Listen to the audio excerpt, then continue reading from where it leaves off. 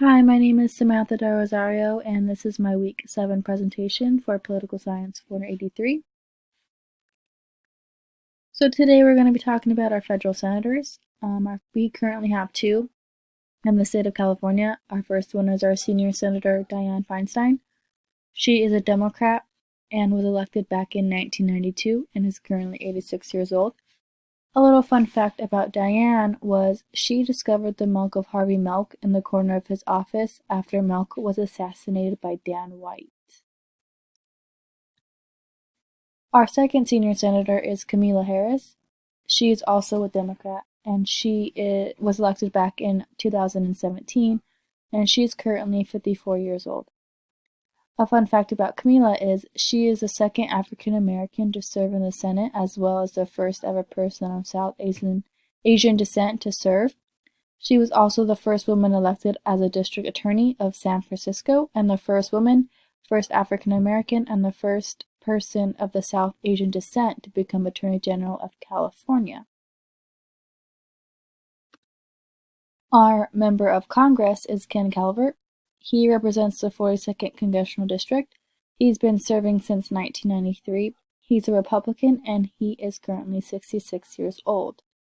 A fun fact about Ken was he served as the chairman of the Space and Aeronautics Committee, which oversees NASA, and in 2005, he introduced the first reauthorization bill of the Civilian Space and Aeronautics Agency in 5 years.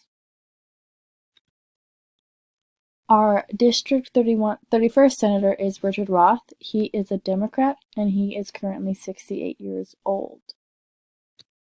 So I am from District 31. I reside in Rancho Cucamonga, about right here. So this is a general map of what District 31 covers. Our Assembly member is James C. Ramos. He is a Democrat and represents the 40th District Assembly. He's been serving since 2018 and is currently 52 years old.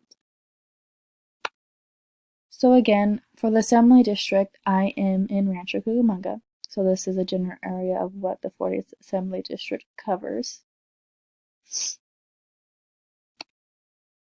So looking at these districts side by side, we wonder if gerrymandering would be involved. So gerrymandering is a term that used to persuade Pacific areas coming together in hopes of them going in one direction, for example, Republicans and Democrats. In this case, I don't think so because overall each district has a different goal. One district is designed to encourage competitive elections while the other maximizes the number of majority-minority districts. So that is the end of my slide. Thank you.